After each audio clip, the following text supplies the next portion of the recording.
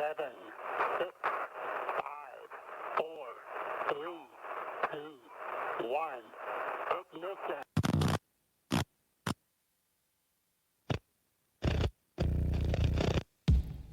911, what are you reporting? We got someone or something crawling around out here.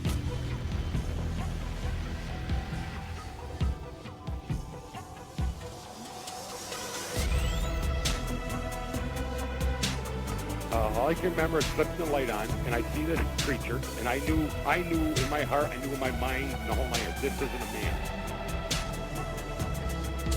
Went to look forward, and there was a big black thing, is all I can call it, that was in midair going across the road in front of me.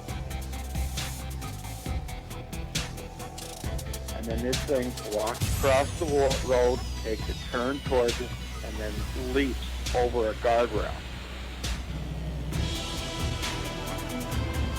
And the whole time, the whole thing was shadowing us, right behind us, right up the side of us. You could kind of see the thing moving through the woods.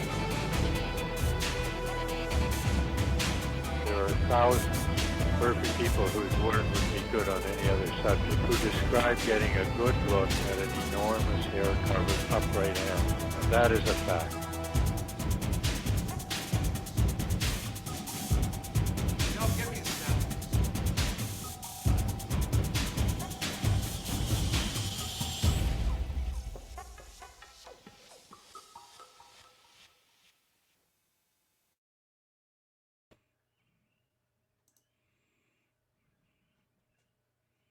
And good evening, cyberspace. Welcome to Squatch-D TV for today's date, April 19th, 2020. I'm your host, your guide, the Squatch Detective Steve Kulls, along with my co-host down there, Mr. Chris Bennett. How are you, Chris? Steve, we're doing good, man. We're still breathing in and out, and everybody's alive here locally. So I hope everything is going good there in New York for you. And it sure is. Yes, we're just waiting for our guest to come on. I did get an acknowledgement while the intro was playing that he was in the process of getting on. Okay, So we're all good. So here we are, another Sunday night, another night of social distancing. And again, I hope everybody is doing well. Of course, let's say hi to our group. Hi, Tack. How are you? Mr. Gardner, thank you for joining us tonight. Thanks, Thomas. And, of course, hello, Edward. Edward, good to see you. Big Ed. Yeah. Walt, is little Walt out there? That's the question. Hello, Walt, and little Walt, wherever you are. Good George. evening, George. Jimmy, Jimmy, there's this rumor that next week, Charlie Wonton will be making an appearance. Next week, Mr. Wonton will be making an appearance. Of course, Mick, how you doing, Mick? Good to see you, my brother. And Mick. And, of course, he's saying good evening to all you Squatch maniacs. And we got Ryan Adams, not to be confused with Brian Adams. Hi, Ryan. Ryan, good to have you on board, brother. And, of course, Bob. Bob, good to see you. So Big bad Bob. You know who just popped in here? We gotta add him on. Hello, Mr. Brown. Stacy, welcome. Good to hear you. You're a little low on volume. I don't know if you can crank that up a little bit. Yeah. 1 second. Yeah, take your time. So what a nutty sound check 1 2. Did that work? Check. Oh, you're there. You're a little low, but I guess it is what it is. Well, I can switch to headphones if I'm really low. Yeah, you're awfully clicky too. I gotta press this damn volume button. Oh, okay. Clicking. Hit it with a rock. Right. Okay. He's gonna switch headphones real quick. So anyway, we'll get on to our. I'm just gonna mute him out while he does that. But anyway, a lot of people have been asking, and just so everybody knows, the daughter did make it back to work. So there she is, back to work, fully recovered from the coronavirus. So that's all good news there. Of course, what's been going up? We got Stacy back on. Let me unmute him. Hello, Stacy. All right. How about? Oh, that's perfect. Wow. You just blew Chris over. No, that's good. That's good. I'd rather have too loud than too little. Perfect. Yes. So, okay. So, brother, I hope you're doing well in the in this social distancing craze here. It's something else, man. Like I haven't really seen my kids because my mom's at risk. So when it first started, I was like, well, I don't really want the kids, and then because I work, they would stay with her during the day. Yeah. And, so I work out in the public, so I can't go keep my kids. And then my kids go back to my mom during the day. Right. And then so I go over there and sit across the yard and wave at them. Yeah. It sucks. It sucks, but it can't last forever, man. But I don't know if you saw the shot. That was my daughter actually works as an emergency room tech. And it was about 3 weeks ago. She texted me. She goes, Dad, I got to tell you something. And I'm going, oh no, is she pregnant? No, she had COVID-19. Ooh. So she was quarantined for a couple of weeks, and she actually went back to work this week. So she's all cleared up and good from it. So let's a few other hellos. We got Mr. Bachochin in the house. Hey, found Jay from Cryptidville, and we got Aldo. Good evening, Aldo. Aldo Gonzalez. Cool. So there's been a lot of crazy stuff, and we got into this discussion this past week, you and I, Stacy, and I'd like to draw that out a little bit and talk about that because here's a situation where even though we can disagree, in certain things, we can still be gentlemen about it, and that's the beauty. People don't have to be like at each other's throat and hate each other for things, over beliefs. I think that's kind of silly. And there's been a lot of stuff going on. I don't know if you're aware of the whole Massacre theory, the Patterson-Gimlin film Massacre theory coming up. And we're going to be talking about that next week. And so I just want to throw this one out there. Yes, I do stand with Bob on this one. But so I don't understand this. Like, this is not a new theory. Exactly. Like, why is it a big deal now? Well, I don't know. People are bored, I guess. No, it's kind of funny because last week on the show I did a segment on Bob Hieronymus, right? And how Bob's actions, as he states, don't psychologically make sense with the tale he's telling. And to really nutshell this, I said about Hieronymus. If you committed this act expecting money, why would you go to a bar and show a bunch of people, hey, look at this suit, remember this? Because now you're killing the whole gig. That's like robbing a bank and saying, hey, look, I got some of this money here. It made no sense for him to go start showing people the suit. So, his story doesn't hold water. And, over time, people can believe what they want, or sociopaths can pass lie detector tests. So I'm not really worried about that so much. So then we kind of segue into the Massacre theory a little bit because somebody, I don't know if I brought it up or whatever, and I said, the whole Massacre thing. Then all of a sudden, MK comes out with a video. Scott Carpenter comes out with a video, MK's puppet. And this guy, Steve Ishdahl. And the How to Hunt guy. I don't know if you're familiar with him. Yeah, dude gets like crazy hits on his videos. Well, exactly. Exactly. Like dumb amount. I was like, man, what? and I don't know. The guy popped out of nowhere last year, and he's a Sasquatch know-it-all. And and then he's coming across saying to folks earlier that Meldrum is just a shill. People that talk about flesh and blood, they're only being paid to do that. They don't really believe that. I'm like, are you kidding me? Well, anyway, as it goes on, Ishdahl comes out with a video in support of the Massacre theory, which kind of led me to the point I put out in my blog today. If Mr. Ishdahl thinks that this is demonic or supernatural, which he's been alluding to for the last 8-9 months, how the hell did a bunch of Canadian assassins kill a whole family? Did they use holy water? Did they use silver bullets? Did they use a proton pack? Because you can tell the disingenuousness of his narrative First he's saying it's this, but now he's supporting this, and he's knocking this. He's obviously trying, obviously, is just to get mad hits. Right. So that's in a nutshell, and that's where all this stuff started to come. Now, Bob Gimlin, and I'm going to play a quick clip for us, but I did a video blog yesterday, a live video blog, and talking about this because Bob had been getting threats. He's actually getting threats from, probably a lot of the Ishmaelites, the people that, follow him and, basically threatening him. So, come on, you're threatening a 70, 80-year-old guy, for crying out loud. Over what? It's ridiculous. And as you said, Stacy, this has been a long time. So let me just play this quick. And then I want to do a quick, we're doing something new for the first time this show, is we're going to do, I got some pictures up on, off the internet, and I'm going to show them to you, and I just want you to break them down. It's going to be kind of funny. We're going to have some fun with it. Right. I've already seen some of them, so I know where this is going. But Chris, I didn't show you the last one. We're gonna have a kick with that. Oh, good. And no disrespect, we're just having some fun. This is what we do here. But here was Mr. Gimlin last night on the show. So I'm gonna just mute us for a quick second so we can get the sound over.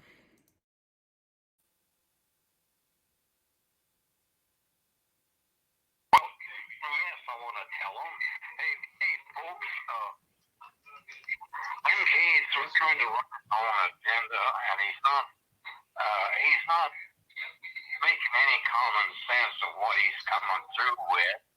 I wish that MK would just go back to being MK and quit trying to be somebody that he isn't, and trying to prove something that isn't really true. I don't know what makes MK want to go that route. It really surprises me, but, I've been surprised before with different folks, but MK just seems to keep on going at it and keeps on trying. But I hope that you folks should understand where the truth is, where everything's supposed to be going. I don't understand MK at all. I mean, he's just trying to. I don't know what to say about MK. It just doesn't make any sense at all what he's doing. It doesn't make any sense to me. Now, maybe it does to some folks, but I know the facts and I know what went on and everything, and I always just come straight forward with everything. And MK has never come straight forward with any. He's just kind of beat around the bush about it and made accusations where they were not true. And so I would like for the people to just take MK for what he's worth and don't believe a doggone thing that he says. It's nonsense. It's just plain nonsense. Folks, have a good day, folks, and just keep yourself healthy and keep away from the virus as much as possible. And God bless you all. And there we have it. And Bob always with the kind word at the end. Yeah. So he's just an awesome dude. Let me get our mugs up there again. There we are. So we'll put the banner back up. Nobody wants to see my mug all the time. There we go. So, but yeah, so that was Bob, and I just want to say hello to a few more folks. Aldo asked if Ishtal is the how to hunt guy. Correct. Rod, hello. Greetings, and Darcy, hello. Darcy, good to see you. And Loriana, good to see you. Yeah, Loriana. And who else do we got? Oh, Lisa, hello. And Lisa said hello from Little Wolf. So Little Wolf is now in the room. Dana, how are you doing? So we got everybody that's piping in. We acknowledge them. And again, we thank everybody for being here with us tonight. For the YouTube followers, you like what you see, please hit subscribe and hit the little bell for notifications. You know the game. So anyway, Stacy, you ready for this wonderful game? Now, the last time we talked, Jesus Christ, it was years ago. It was, God, we were talking about the FLIR video that your dad took. Yep. And God rest his soul. You know, that was a lot of fun. But since then you've done so much. And of course, this is one of my favorite pics. It's like, what the hell is that? This is off the $10 million Bigfoot bounty. Oh yeah, so, yeah, we're going back some time now. And man, that was I was glad to see you on that. And do you want me to set that picture up so you Sure. like have some context behind what in the world is going on? Don't tell me Smedger was dropping his pants. No. I would have been smiling. That would sound okay, so we are in we're in one of these little competitions because it was a game show. You know what I mean? So like to say it was I don't know why people's like, oh, it's not a legit Bigfoot show. I know it's not a legit Bigfoot show. Like, whoa, no, it's a game show, bro. So back up, chill. But anyways, so we're having to sneak up on an animal at this point and get a picture. And there is a deer about 20 yards in front of me, right? And so we're belly crawling up to this thing, right? We're like, all right, cool, we're good. I'm about to get this picture. I lean up on the log and I'm waiting for him to walk out into the clearing. It wasn't much of a clearing, but it was going to be enough for a picture to win this thing, right? Win the competition. And here comes this girl and her boyfriend just stomping through the woods. They're wearing purple. She's over there just talking, wanting to play whale sounds. And I heard them. And I turned around and I was like, I don't even remember what I said. It wasn't good. But I was like, this is why he can't do anything. I was like, we might as well just get up. And of course, the deer takes off the other way. Yeah. So never walked into the clearing. It was about 20 minutes of belly crawling or more, right there. Sure. Well, I was stalking it for a second. All that time wasted for somebody to come. Yeah. Oh yeah, I get that. I get that setting up a camp. One of the things I laugh at, I was like, okay, cool. I got my site. I get my camp all set up. And, all right, getting ready for, we'll do some call blasting tonight and see what happens. And then all of a sudden, these flatlanders come down. They come into the camp and they pitch a tent down. You're like, what the hell? Yeah. It's like you'd spend all that time doing that and boom. So a couple of questions here. First one is from Aldo. Stacy, did anyone ever get close during the TV show? And like you said, it's a game show. Close to what? Yeah, like, exactly. Like somebody got close to getting their ass whooped. That was legit. And then, somebody got close to getting caught hoaxing. Oh, wow. And that was on TV. And so, see, Justin and Roe, I don't know, everybody was playing mind games on that, right? Yep. So, of course, I was the cool guy. I was everybody's friend. It was all part of it, right? Mm-hmm. I had this guitar I brought with me. I knew over 250 cover songs. I was in a cover band at the time. So I could sit around the campfire. We can all get drunk, and I can play whatever song you want to hear. Like, Steve, you want to sing a song? Name it off. I'll bust it off real quick. We'll sing it together. Everybody around the campfire. So everybody loves me, right? And it was down to 4 teams, and they were scared they were about to get booted. And so they told us, hey, wait till your audio guy gets behind you and then film him at a distance, or watch one of the other teams and film it at a distance. Film the audio man at a distance, and it'll look like a Bigfoot if you're 200 yards away. You won't be able to tell because we have these killer ass FLIRs with these lenses on them, right? Mm-hmm. And so if you're far enough away, it's going to look like a blur, right? Or it's not a blur, but you won't see if he's got a t-shirt on or nothing. Right. You still see the heat though. And we said, no, hell no. We got this thing in a bag. Y'all are done. At that point, we all quit being friends. And it was game on at that point. So they did it. They actually did it, and I remember them coming over the radio being like, "Oh, Justin just got the footage that it's probably better than the Patterson-Gimlin film. This is so great." Blah blah. I heard the executive producer talking about it over the radio, and I looked at David, my partner, like, "Can you believe this crap?" And then so we didn't say nothing, but come time for evidence presentation, hey. $100,000 on the line, brother. I'm sorry, you're stupid that you told me what you were going to do. Yep. This is your fault. That was that Justin and Ron? Yeah, that was Justin and Ron. And the scary thing about that to me is, remember the Bart Catino Fleer video. But Bart is like, I know what you're saying. And Bart's a great guy, Bart had nothing to do with it, but it kind of scares me that they may have, bondoogled him into that, but I don't think so. I don't know if that's legit or not. They could have fooled him. Yeah, exactly. I know him pretty good, and he's not doing that, and then you know what? I always didn't believe Justin, even though he told his story, dude, with conviction. You look this man in the face, and he tells a story to a jury. They're going to have a hard time telling him he's lying. He's good at it. If he's lying. I don't know for sure. I know that I seen a Bigfoot with him, though, in the daytime. The only daytime sighting I had of a Bigfoot. And it run down this hill at a rate. It couldn't have been a person.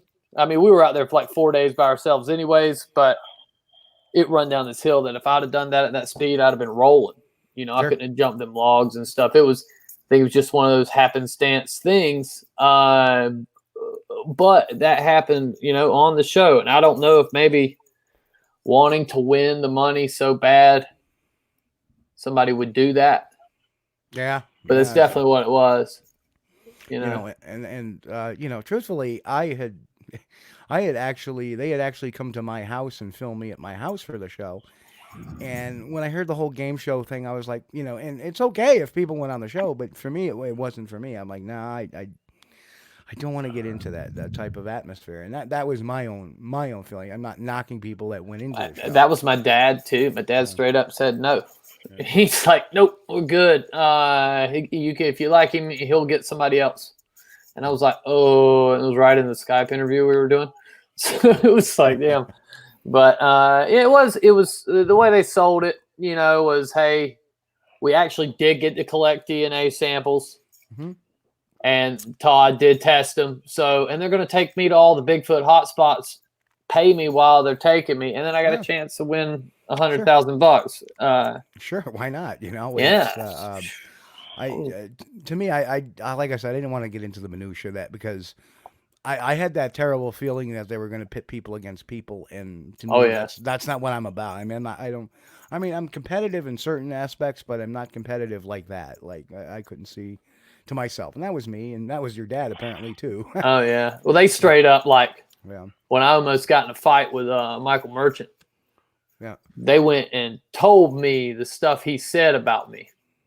And I was like, are you serious? I was pissed, dude. And then, after they found out how mad I was by just hearing this. And this is a guy who's constantly berating his teammate.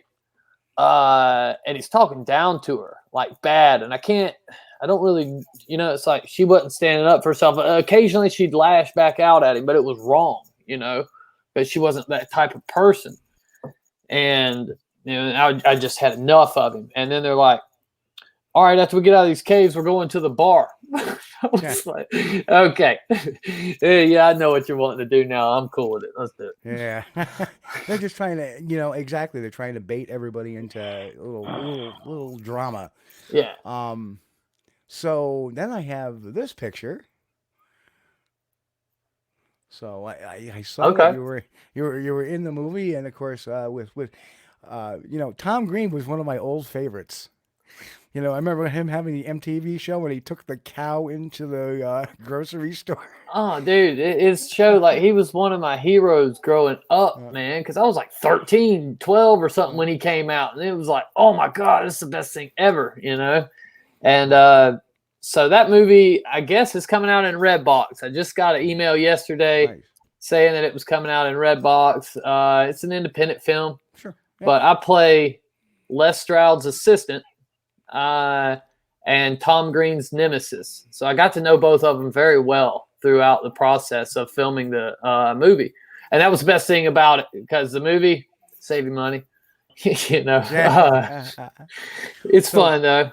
So is Tom Green really that outrageous in person too? Tom Green is, and everybody's like, oh, he's an actor. No, he's not. He's Tom Green.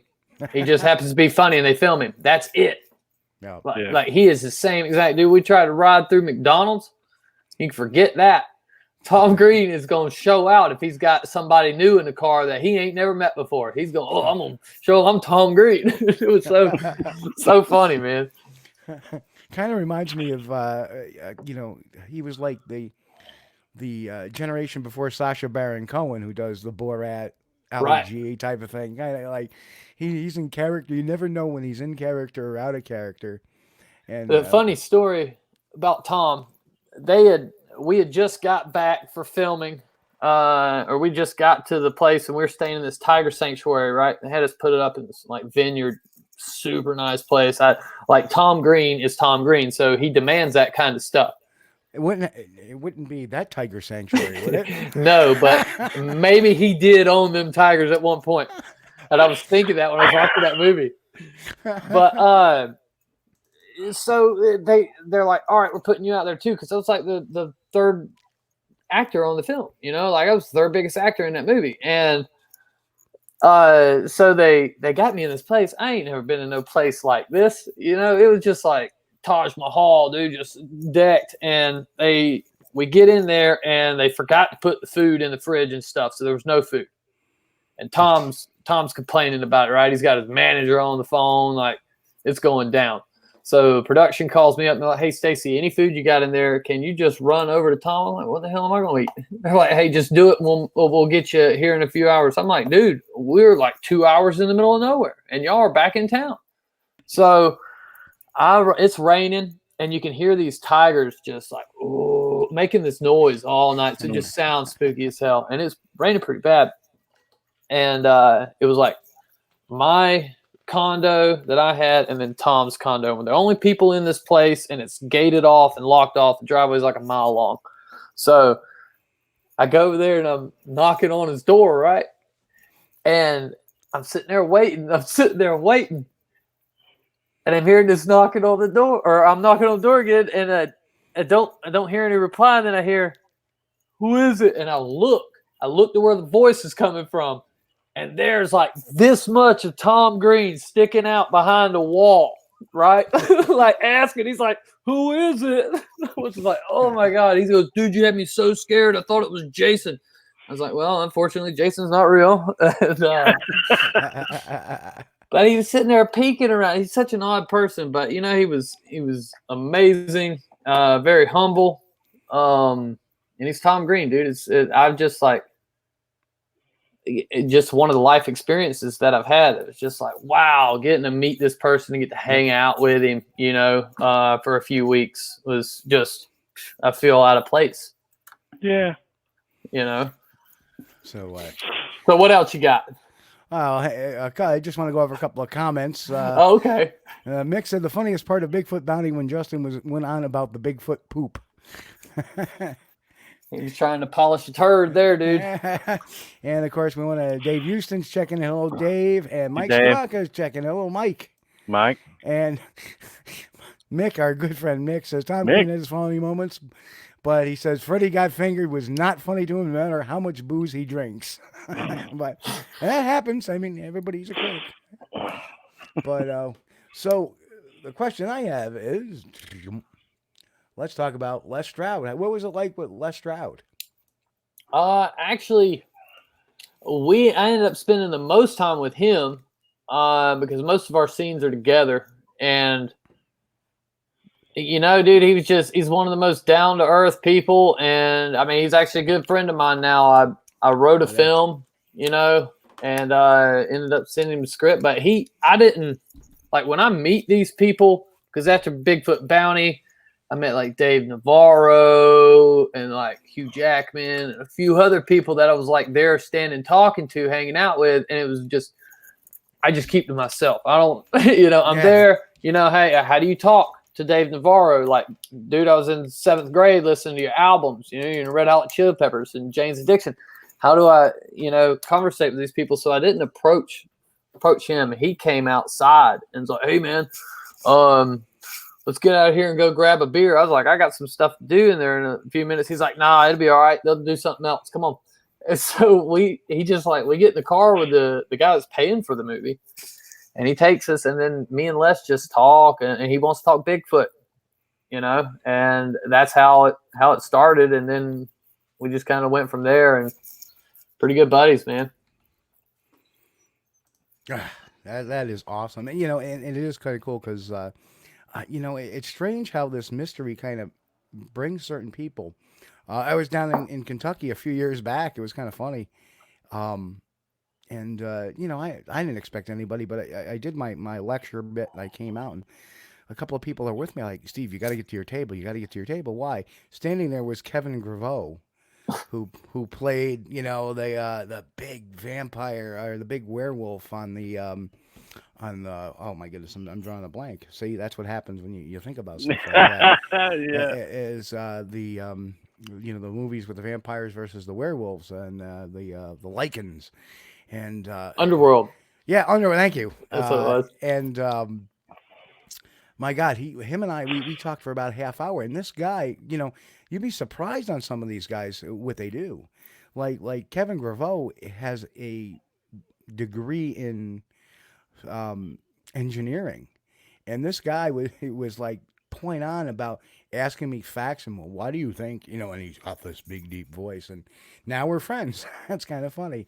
But because when Rob Lowe had his sighting, all of a sudden I get tagged in one of his posts. Any thoughts on this, Steve? Well, you know, so yeah, it's very weird, isn't it? But you even more so meeting all those. You, Jackman? Wow, that's cool. Well, it's like, okay, so when I went into that after show party from the Ink Master, because we worked for Spike.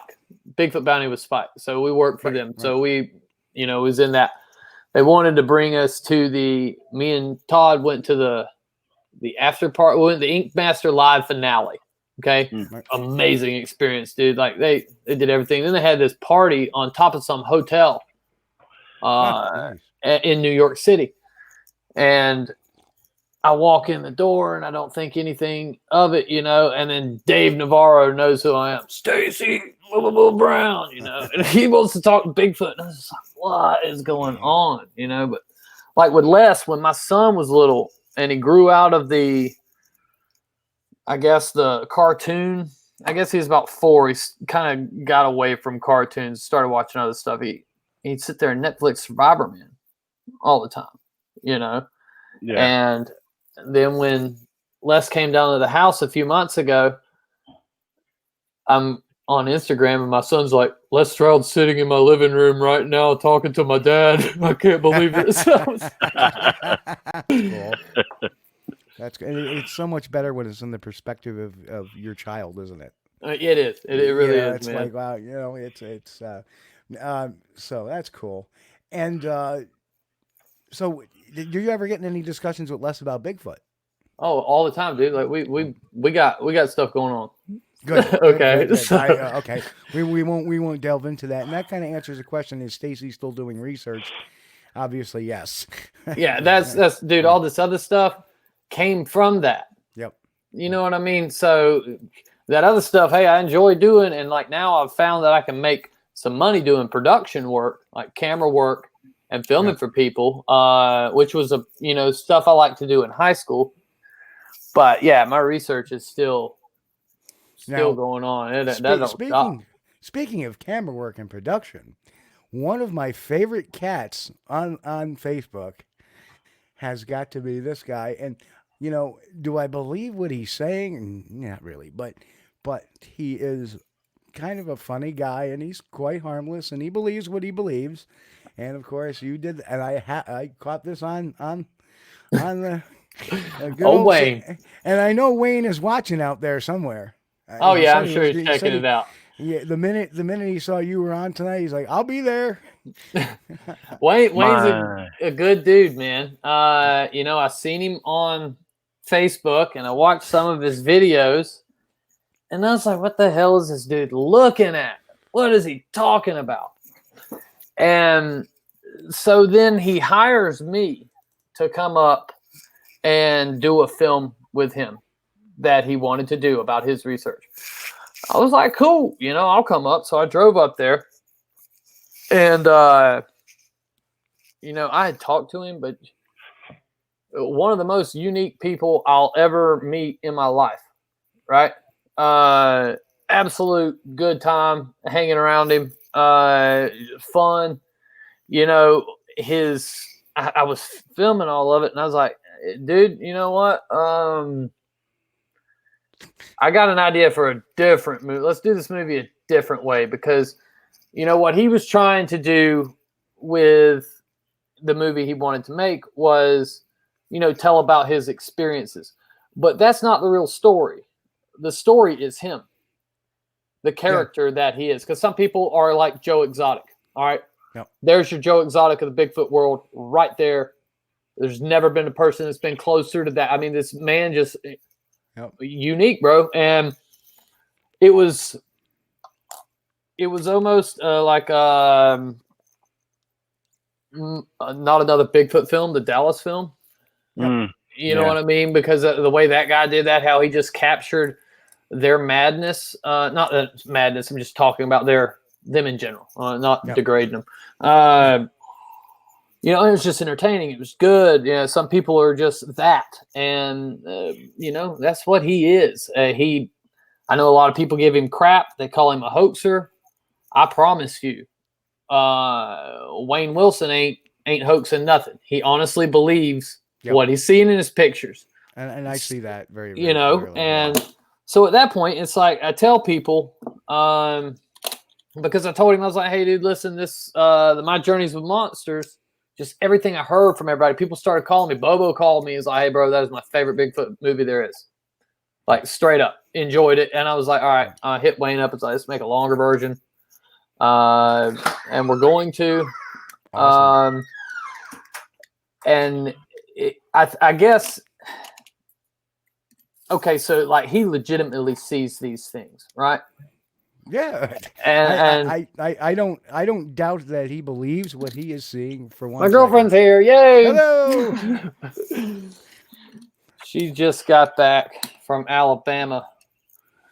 I absolutely dread the place, but anyways, I've been there too. So where were we? Yeah. yeah. Before I was distracted by the pretty girl. Let me think about what I was saying. Okay, I remember. All right, the new movie, Gift of Sight. All right, so like Wayne, a lot of people will take pictures and then they see the photos afterwards. They're like, oh, I don't know what I got. I got to go through and look at. Not Wayne. Wayne walks through and sees this stuff with his eyes and takes pictures, and then there is what he's talking about. Yep. And it's kind of odd. But I guess if I had to explain it, people are like, why are you wasting your time? Wayne's full of crap, blah, blah. I like Wayne. Like, I like Wayne personally. He's a good dude. It's not about the evidence. It's about the person. And that's what I try to get around people for, like, me as a filmmaker. I love making or being involved in human interest piece. And whether Wayne actually sees what he's seeing or not, or what he's seeing, I guess what I'm trying to say is whether what Wayne is seeing is a Bigfoot or not doesn't matter a hill of beans to me. Yeah. I could care less. Okay. Yeah. But the way I try to explain it is, okay, so Steve, if me and you are looking at a red chair, all right, well, I'm colorblind, bro. That thing's going to look green to me. Yep. It doesn't mean I'm wrong. It just means for some reason I'm seeing it different. So that's how I kind of, thought about it. So I mean, like, hey, what if he is really seeing this stuff? And because he's got this friend, Kimberly, who's a psychic medium or something. And she, dude, it's just like it just blows my mind, bro. Like, I wish you could just be there. You would enjoy just the whole aura, presence of the thing. Is because she's talking about they see on different frequencies than we do. You know what? Hell, I'm not a smart man. I don't know what to tell you. Maybe. I've been shocked before. One of the favorite things. I've been watching Wayne for the last couple of years, and it's funny as heck because I actually got this lingo going every once in a while. well, I'm out there and I saw Anubis and I saw the Birdman, and the Birdman was doing something to the dog man that I don't want to. And I love Wayne, so I just love the funniest comment that I ever saw on his Facebook. I was in the Walmart and and I'm just picturing this in his voice, and this woman and her boyfriend were walking, and she says, "Yeah, I want a piece of that." Wayne, Wayne, Wayne, is she talking about you or is she talking about the pie that's sitting on there? Yeah, it's just some of the stuff just makes me roll, and God bless the guy. He's not out maliciously hoaxing. No. You have some people like a Rick Dyer. Okay, I met Rick on that movie as well. Rick was there. Great time to hang out with him. I have fun with Rick Dyer. But Rick Dyer hoaxes, and so you don't go be in the woods with Rick Dyer. You don't go doing. We're going to try to do some research now because that just whatever. But that's. When you hear Rick tell about why he does it, why he did it, why he might do it again, it's whatever, dude. I just love to hear the stories, and Rick was really nice, he's reached out to me a few times. I have no qualms with Rick Dyer. He's a fun person. He just he did what he did, and my world happened to intersect with him at one point. And it's just like with Wayne. Wayne's not doing that. He's not hurting people. He's not taking money from people. I don't really know all what Rick was doing, but from what I've heard, it was like people were paying on some website to be a fan, a club member or something. And so obviously you're scamming a bunch of people. Yeah. It's funny because, I'm sure there's people that said, hey, that guy Traficante, he was a real nice guy to me. Right. If it happens that people have these personalities. Biscardi, you get him out of Bigfoot, he's a really nice guy and fun guy and educated guy and caring guy. But you get him into that Bigfoot world and he's a totally different person. And the funny thing is you mentioned that about Dyer. Dyer actually put a video out like that too, is that this Bigfoot thing changes people. And I really think that he was talking more about himself. Right. And he went on a long list of everybody that was his enemies, and saying, oh, no, they're a nice guy outside of Bigfoot. Well, yeah, because inside of Bigfoot, you're our mortal enemy because you're a hoaxer. Right. It's just like, hey, listen, for professional reasons, I'd like to do this when I'm 60. I'd like to be one of the older men into the Bigfoot world at one point, I can't do that if I'm out in the woods, Rick Dyer. Yep, exactly. And, and Chris and I are closer to that than most people. Hey, you son of a bitch and Squatch. I'm out of Just for Men. I've got to get this gray taken care of. I don't even want to hear about gray, dude. Like my beard, I'm like skunk beard at this point. But, man. But and well, my last picture for the evening was this one. But you mentioned the tiger sanctuary, so I had to throw it up there. Have you ever met Joe Exotic? No, I haven't met Joe Exotic. I'm kind of mad that I missed the opportunity to meet Joe Exotic. You know what I mean? From I guess making movie standpoint, it was like, dude, you nailed it. I wish Wayne had a mortal enemy. Yeah. You know what I mean? Because then I could get both sides in the story, and it's like they're bickering, and that would add so much more to it. But Wayne catches a bunch of, the people are mean to him, and I get it. He blocks them, which I don't agree with. It's like this thing with Bob. It's like everybody's making it a big deal because, I guess you're calling Bob a liar. So that I don't understand. It's like, why are we, MK can have an opinion. I don't know a whole lot about it. I don't know what he did wrong with the theory, but like I said, the theory's old. But let's see. To me, MK doesn't when and this is what I tried to bring out in my blog today too. And you can tell me your feelings on this. There's a difference between an opinion and an accusation. If he said, in this case, if he says, well, I think there were a bunch of Sasquatch killed there, not pointing fingers at anybody, okay, maybe. If he said, Bigfoot was a demonic paranormal ghost that gets delivered in a UFO that travels through a wormhole, okay, I understand. But when you say, hey, listen, Bob Gimlin was part of this conspiracy to kill a bunch of Sasquatch, and it happened over film, over just these little abject points on film that he's trying to say, prove this whole theory based around evidence. Actually, the evidence is based around the theory. To me, that's not an opinion. That's not a belief. That's an accusation, and that needs really to be, verily either quashed or argued with. And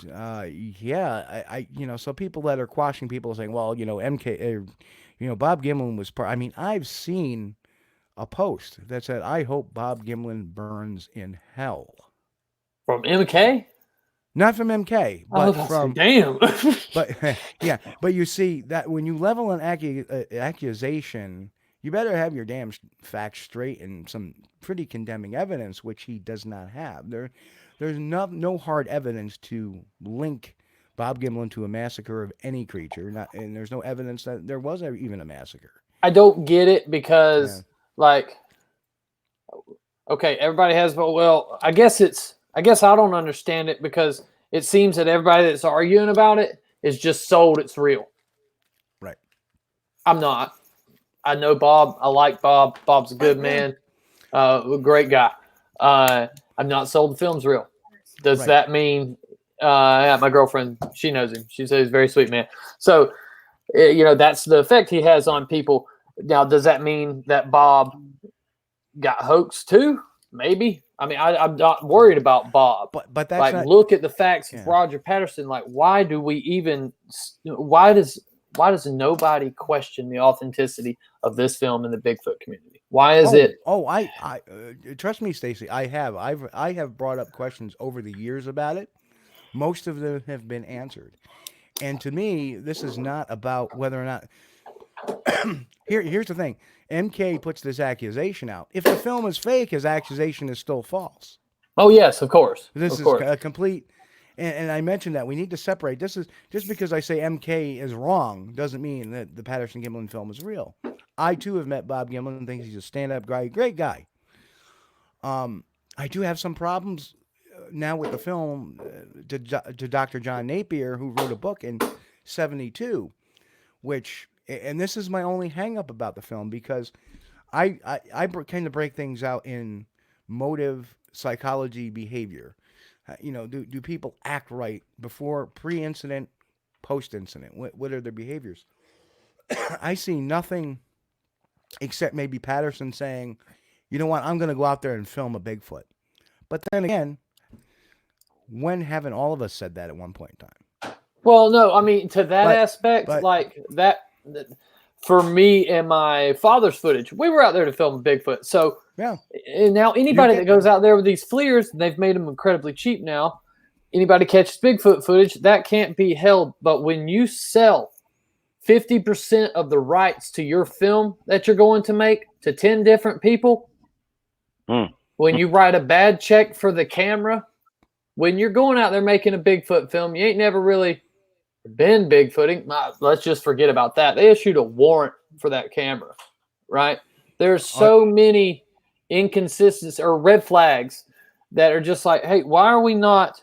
Because that's, to me, the key to that film is Roger. Roger as a person. If Roger was today, Roger would be called Rick Dyer. No, I don't. He's a con man. I don't think so. I don't think there's any evidence to show that. Oh, no. Hey, he actually lost in court to those 10 people that he sold 50% of that film to. Okay. I mean, that's not wronging people. You can't sell 50% 10 times. Okay, that makes sense. Okay, got you there. If is that documented? That is legit true. Like, I don't understand why people don't look at these things. No. Fair enough. Fair enough. And could it be a guy?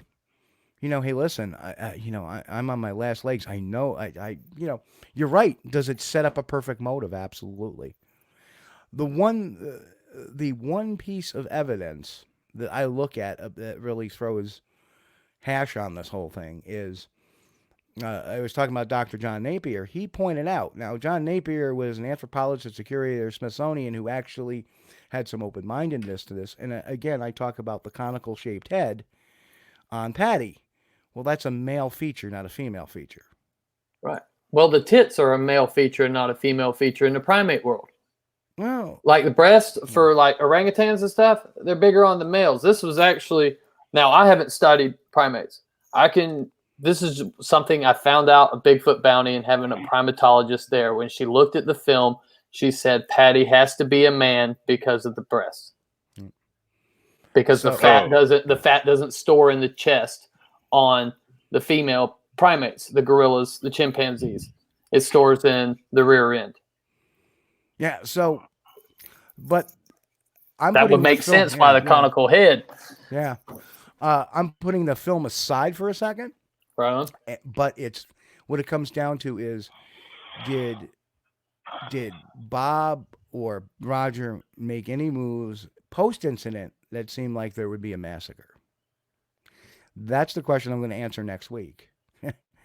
That should be the question in all our minds, is behavior. Does this seem like a cover-up to you? It doesn't seem like a cover-up to me. And we'll talk more about that, on that. And really what makes Hieronymus's claim kind of garbage, and I make mention of this too, is that just because I do not believe Bob Hieronymus does not also support the fact that the Patterson-Gimlin film is legitimate. I think Hieronymus came way too late, had this crazy story, and he says in an interview that we played last week that he half expected to be shot. Now, if you're a man in a suit, why would you even be afraid of that? The statements make no sense to what they. Who was going to shoot him? Like some hunter? Yeah, like he was afraid he was going to be shot. And that made no sense to me. Why would the guy in the suit think that, I was expecting to, have a shot, in my butt or something similar to that? He said, well, if you're the guy in the suit, why would you feel that way? Have you met the people that live in that area, dude? Well, you're talking like about I have. Creek. Well, the area of the film site, there's nobody around there. Not there, but I'm talking about the locals, the people that hunt them woods. Yeah, but I wouldn't doubt that. you figure you got Bob and Roger there, and Hieronymus is there, and who knows? Right. I get you wouldn't expect that to kind of happen if they're doing this film. Well, the other thing was, okay, if you massacred, the only problem I have with the massacre theory, because like I know MK and I've talked to him in length about this. We were on some other B movie together that didn't end up coming out, or I don't know if it's done yet, but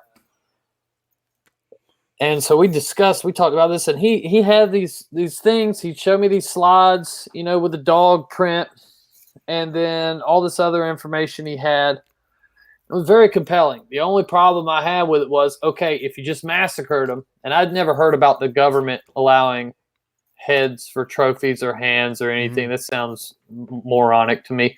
But why would you go ahead and put the video out?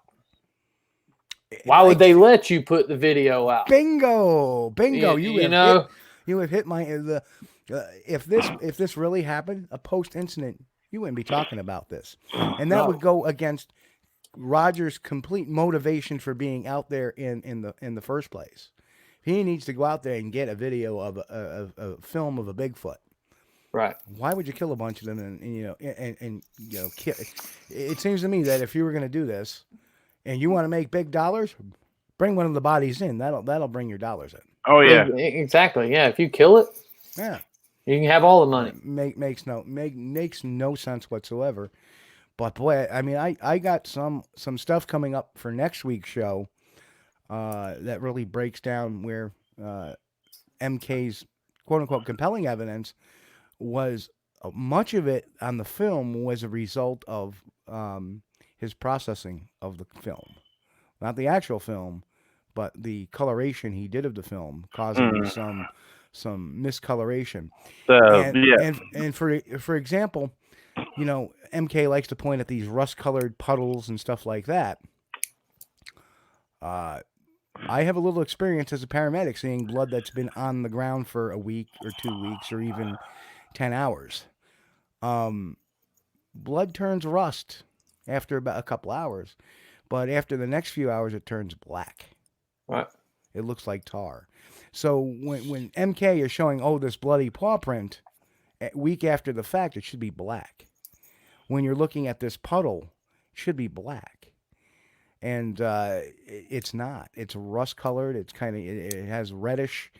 Blood doesn't look like that after a period of time. Well, maybe there may be a dead Nessie in that puddle, Steve.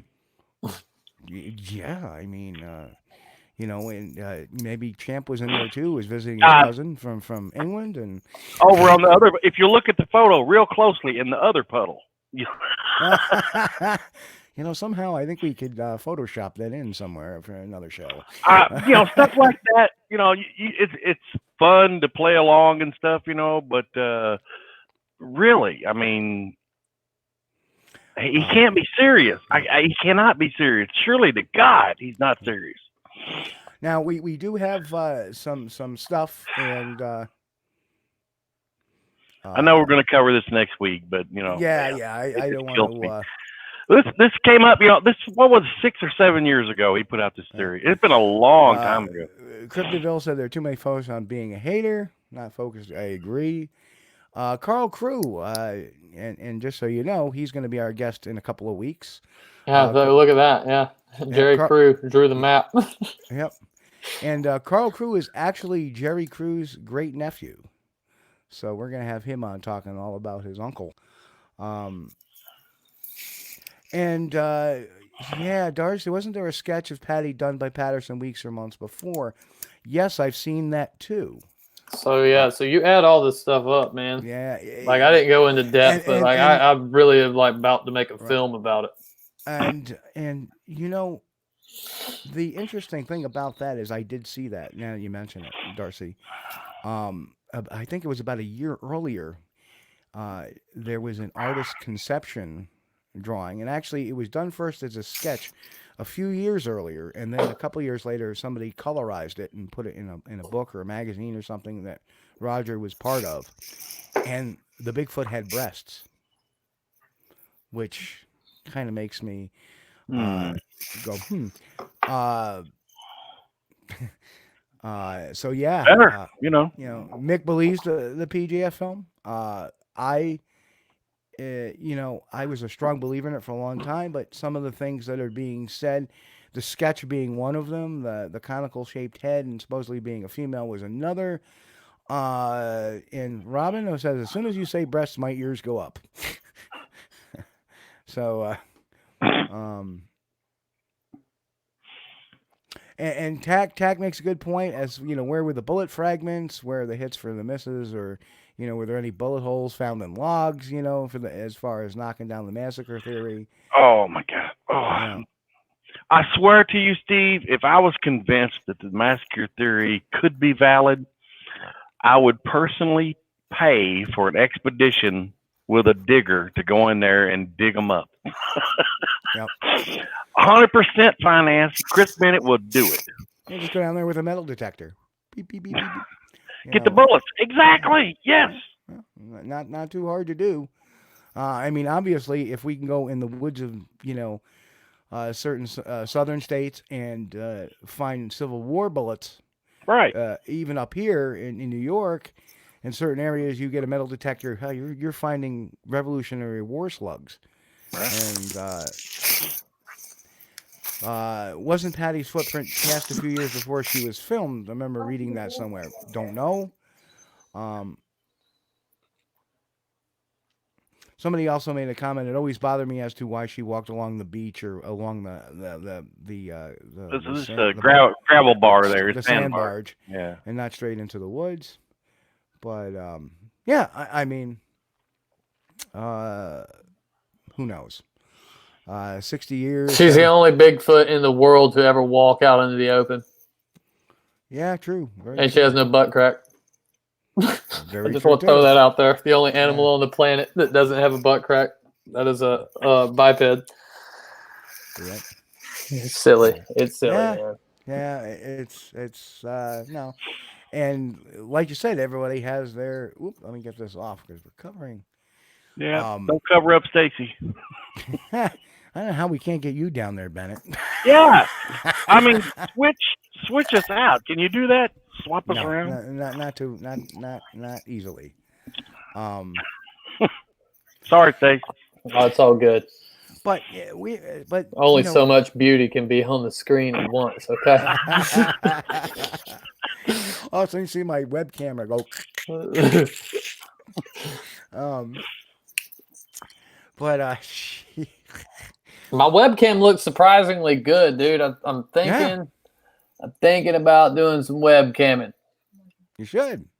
It'll work. Talking about some adult webcamming. I'm on this quarantine. I'm going crazy, man. Gotta make a little green. Yeah.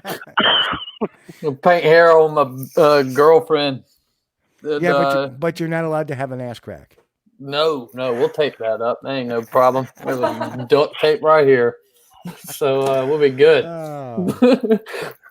So, but you and me got in this conversation about what the hell was that over? It was because, it was funny. We were talking about that, and then all of a sudden, like 2 hours later, all this massacre stuff came up, and it just. Well, you guys lost me when we started talking about Bigfoot boobies. Okay. Sorry, Chris. The quarantine's affecting all of us, brother. It must be it. It is. So, obviously, a believer in Bigfoot. That's always a good thing. You've had some experiences. I think Bennett's had some experiences. I've had some experiences. Yeah, I have action phone calls. Sure have. That just shows how ugly I can be sometimes. But we got in this conversation about the supernatural aspects of it, and I don't know where he was necessarily going, but I was talking about in terms of Bigfoot, what we do know about them, and obviously to me they're flesh and blood. I know there is some paranormal / supernatural. I mean, paranormal's outside the norm, so every phenomenon is paranormal. Supernatural, not so sure of, because there's a lot of people that say, oh well, they disappear on me. They all of a sudden they turn into an orb. They have mind speak. I don't necessarily consider supernatural carrying lanterns, because we talked about the Barden, the Beast of Barden. Yeah. To me, a lot of these can be lumped in many different categories. And I wanted to see what you think, because I had a long talk with Ryan Reading before, and he was going on that line that maybe they're. And I stopped him to think. I go, well, do you ever think that perhaps you're experiencing something that's manifesting what your mind is telling you to do? Like, you're legitimately having this paranormal activity, but it's manifesting to the person as a Bigfoot. That's one possible scenario, I think. I think in other possible scenarios, we have a very known traumatic block that we have in our brains that, okay, I'm not expecting to see a Bigfoot. I don't believe in Bigfoot. It's not in my belief system. Boom. There it is. And your mind plays tricks on you to kind of keep that trauma back. And yes, it may turn into an orb, or maybe it just disappeared because your mind kind of froze for a second. People talk about, in being in these accidents, that seconds seem like minutes, So I think that's probably a lot of what the supernatural ability is, because I've seen a deer chuck across the road, jump into the brush, and as I'm driving by, I can't see it. And the Sasquatch would be perfectly camouflaged for, the woods, one would think. So to me, and then finally we have the infrasound theory that, maybe some of this mind speak, because both Chris and I, strangely, I thought Chris was crazy until I experienced it, but we had some experiences with, Oh yeah, we believe is infrasound, where we got some ear flutter. Yeah. And all of a sudden, and I remember Chris goes, "You ever get that ear flutter and whatnot?" And he was telling me about this, and maybe years later, 3-4 years later, I'm in the woods, and all of a sudden my ear starts to flutter. I'm like, I'm hitting my ear, and all of a sudden I feel like I'm being watched. I'm actually feeling really creepy. Yeah. Like, I need to back out of here. And that has happened to me maybe on one other occasion. So, I think there is a combination of factors that cause this type. Now, as far as the Bigfoots going into UFOs, I always think, again, that's a separate phenomenon. The UFO is interested in us, interested in, obviously with all the cattle mutilations and reports of that in the 70s, I think that, too, is a separate phenomenon, and they're studying them just like they study everything else on this planet. I don't know. What say you? I mean, does some of this stuff make sense, or is there stuff that, as far as, a Bigfoot carrying a lantern, I don't know. And, you've spoken to the actual witnesses that have seen that. So I can't speak to the veracity of what they had seen. Right. Well, so for context for that place, okay, it's a caution light, and there's like a store, and that's it. Right. And so the locals, nobody ever actually seen the lantern. They seen the light in the woods and then would see the creature. So they assumed, they put two and two together, that this creature's carrying a lantern around in the woods. And so that's how you got it. Gotcha. Right. The paranormal aspect of Bigfoot has been there since back with the Indians, which it's hard to, because the Indians, everything was spiritual. Everything had their whole, explanation. The one thing that is there is that they did acknowledge the existence of these creatures. Okay. How wrong are they? They would have been the people that are living with these things at all points. I've had too many experiences like that are paranormal while I'm Bigfooting. That makes it seem to me like, man, I'm really having a hard time dismissing these lights now, because I don't see them when I'll go to other parts of, Florida to look for Bigfoot, but it's just in these pockets where there's actually Bigfoot activity. I mean, we'll still go to new spots, and it's typically nothing ever happens.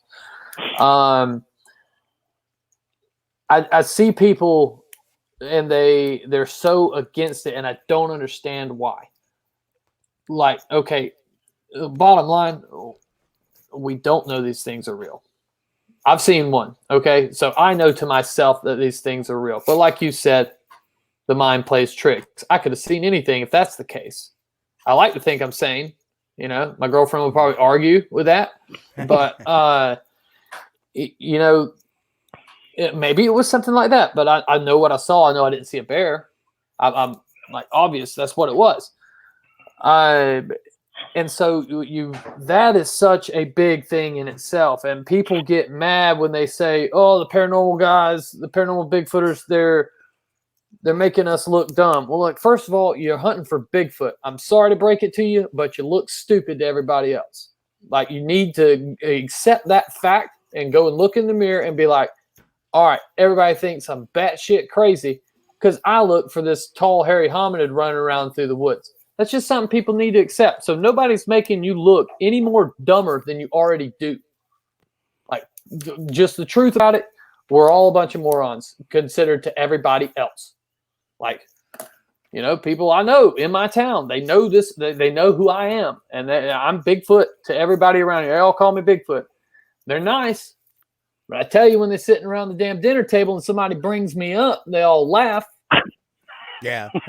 You know what I'm saying? So for us to divide something we absolutely know nothing about, like, hey, I don't have a horse in the race, okay? I know it's there. I know the phenomenon is there. So you have the Bigfoot does exist. What is the Bigfoot? I can't tell you. Could it be flesh and blood? Yes, it could. I've had several, encounters that would make me to believe that. When I first met Les Stroud, he was telling me they spoke to him telepathically. This man ain't crazy. Like, I mean, seriously, he's straight as an arrow up here, right? And for him to believe that, I was like, and then he started, we go into depth about it, and he starts talking about the lights. I'm like, well, bro, we've seen these lights too. But like you, I was thinking maybe it was something to do with the fact that there was an Indian village nearby back in the day. Maybe there's some ghost things, going on. But Bigfoot's got to be, I was just sold on it. And I can't blame nobody for it. I thought all the guys that were paranormal aspect, like, oh, that's dumb. You don't need to do that. You're bad on you. But it just comes to a point, like the cameras go dead when these things are here. You know how many pieces of footage I've not got? Yeah. Because my shit goes dead. And that, hey, legitimately, I put new batteries in it every time I go out. Every time I hit that trail, new batteries go into my thermal. I'm pretty studious about these things. Yeah, and then they just to go dead. We're talking lithium batteries going dead 20 minutes later. And then, lithium batteries can be defective like that. Yeah, but we're talking like 4 or 5 times, dude. And we're talking about it's always something. If I got good batteries in it, the cord messed up. So it's like it's a curse. And then another thing. There's really good hunters on this planet, right? There's some people that are really, really good at going out and killing stuff. You mean to tell me that ain't nobody went and put a Bigfoot in a zoo yet? How does that make sense? Well, it makes sense to me in the fact that what those people are used to hunting is ungulate, feline, canine, ursa, not primate. That's what makes sense to me, because primates are the only forward-thinking, have abstract thought, problem-solving, can think ahead, can hear something and go, something's lurking out there, I better go the other way. They have that ability. They can also hear harmless noises like children playing and then come in and take a peek at the wood line, which we've seen over and over again in reports. So that's what I think the difference is there, because, people say, well, I'm a hunter. Yeah, but you haven't hunted a primate. Go out and try to hunt down and try to sneak upon a group of gorilla. Go ahead and try to sneak up on a group of chimpanzees. The only way you get them to come in is by habituating them. And that's the reason why I don't think the hunter thing necessarily works, because of what we're dealing with. And the reason why I call them primate is very simple, because by definition they look like us. There's a lot of people, even the folks that believe in the telepathic or the whatever, which I think could very easily explain by infrasound, because when I wrote my second book, I had actually found out that, wow, the largest of the mammals in the families have this ability to do infrasound. Blue whales are the largest whales. They have the ability to use infrasound. The big cats do. Wolves do. It would make sense. And in talking with Meldrum, Dr. Meldrum, I said, well, what do you think about this infrasound stuff? He goes, well, I can see it's very well possible, because obviously they would have these very thick, being large as they are, having these thick vocal cords, they would be able probably to do that. So it's not outside the scope of science for that to be an explanation for telepathy, getting that feeling of something's telling me I shouldn't be here. But is telepathy outside the scope of science? Well, telekinesis maybe, but I don't think telepathy is. Well, like in Les's case, they're speaking to him how he would know his words. It's not like a feeling. Well, yeah, it's like, hey, if you want to see us, come over to this building tonight. Well, it can have it can have an effect. There was a study in the UK back, I think, in the 70s or 80s, where they actually piped in infrasound in a theater, and depending on who they were, they would have different reactions. So it's all dependent on how your body reacts. Can you hear words? Maybe. It's how your body interprets it. Like, it causes vibrations in eardrums, Right. Which can lead to people thinking they're hearing things, whether it be words. It's how the mind deciphers it. Right. So the same thing with eyes. It can cause the eyeballs to vibrate as well, and that can cause maybe the illusion of an orb. It can cause that kind of behavior. So it can also cause nausea and feeling of being watched and causing hair. Very similar to EMF almost. Right. So I don't know. There's no clear-cut answer to that. But my thing is looking at it from a science perspective, trying to keep it outside the realm of the supernatural. That would be my explanation to that. Well, what probably is going on there is infrasound. So, like, okay, how long have we had electricity on this planet? Like, well, how long has that actually been a thing that we've been? Well, okay, let's just look at our cell phones. We'll take that. Okay, so we have an understanding of what we understand about science right now. If we rewind 200 years, how much of today's stuff seems supernatural to people 200 years ago? Oh, I don't disagree with you there at all. You know what I mean? So it's like, maybe it's something, and I'm just saying, hey, the possibility is there. We can't. If we can't go back discredit it. If we time warp with a cell phone back to the 1600s, we're all witches, bitches. Exactly. Go see if we float. So, that may be what it is. We don't understand our reality as much as we will, in another 100 years or in another 40 years, and so you're just left with this thing that people see disappear, people see it turn into lights, one thing they hit it with cars, they've shot them, it's like all your encounters are just all over the spectrum, and it's almost like watching the media today and trying to find out what Donald Trump actually said. Like, you have to watch it come out of his mouth, because if you look at any of the news sources, it's whatever. So it's just, maybe it's the way people are perceiving it. I think it's wrong for people to go closed-minded to it, because, hell, maybe 100 years ago, infrasound was something that wasn't really, even given a shot. And that's why science, and I don't understand it at the same time. See, that's why I don't, and don't get me wrong, I don't discount that. Right. I don't discount that. And to me, that's why I say, I think, well, maybe you got hit by infrasound. Let's look at some of this. And I also have a gentleman I'm talking to that has done an infrasound study. So I'm really going to get into that too as well this week for another show down the road. And it's amazing that with the one thing social distancing has done has given a lot of people to refocus on what's important to them. And, the Massacre people have come up with that again. The Massacre people have run out of stuff to watch on YouTube. They went back 7 years ago now. So now there is one thing, and what gets me is this is where I tend to lose my gourd about having utter nonsense is the Zorth thing. And I don't know if you're familiar with Zorth. I am. Yeah. That to me has all the signature of a cult. It does. It does. But that really sounds weird.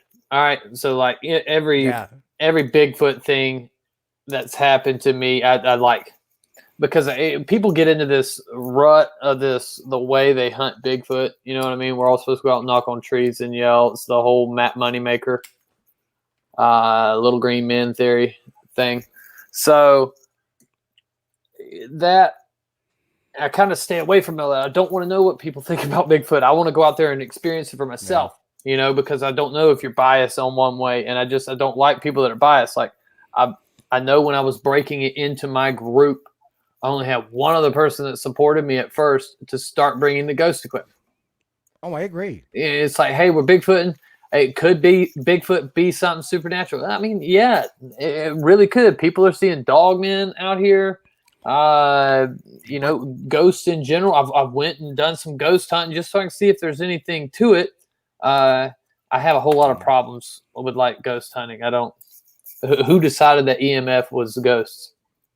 Like, when did that come to thing? I agree with that. It's like my EMF meter's going off. Okay, why does that mean that's a ghost? Like, how do you know this? The only reason why I see the EMF meter going off is as a form of communication. If it's responding to questions, then okay, maybe there's some validity to that.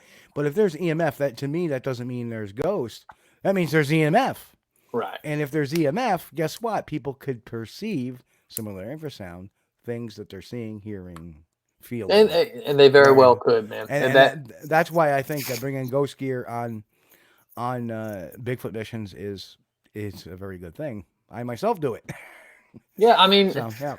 You know, the way I look at it, and I don't try to get caught up. So many people they're just, it's like everybody lost focus, and they've never got it back. Maybe it's they're bored and they can't actually find proof, and they haven't accepted the fact that 98% of the time ain't jack shit going to happen out here in these woods. We're going to question our sanity and wondering what our girlfriend's doing on a Friday night because now I'm not there. You know, what were you doing, by the way? But it's like we're trying to prove Bigfoot. Why can't we work together? Why do we have to be the infighting, the I stand with Bob, it's like, damn, guys, we're supposed to all be in this supporting people. And it very few times, there's very few people that will reach across and help somebody else. Like, I was so shocked that back in 2016, we found some tracks after an encounter. And like, we got some footage that week. We got some killer audio. It's like, just the stuff was going crazy at this time. And there was no paranormal aspect of it, except for the car alarm going off for no apparent reason and not shutting off, but whatever. But the North American wood ape people, they like sent me this manual and wanted to talk. Hey man, try these things, bud. Try these at your site. Looks like you got some, legit stuff going on. Try these things at your site. See if it's helping you out. And I was like, wow, I can't believe somebody else ain't, going to trash me because I found some tracks or, be pissed off talking crap. Oh, he's blah, blah, it just, the people, they don't know what to do.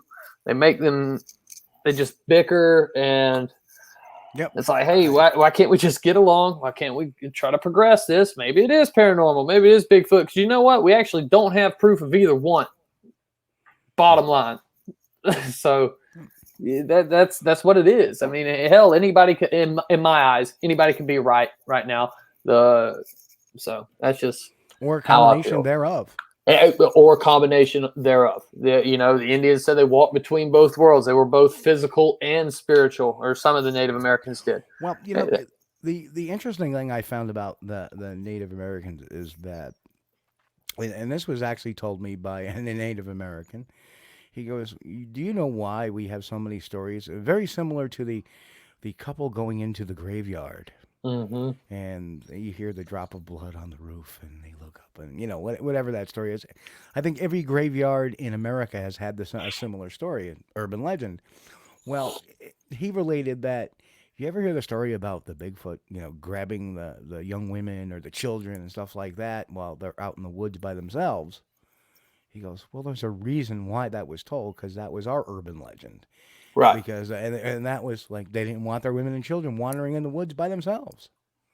It wasn't safe. There's bears and other animals out there. So the whole idea is to throw out, the Bigfoot, which is a known animal to them.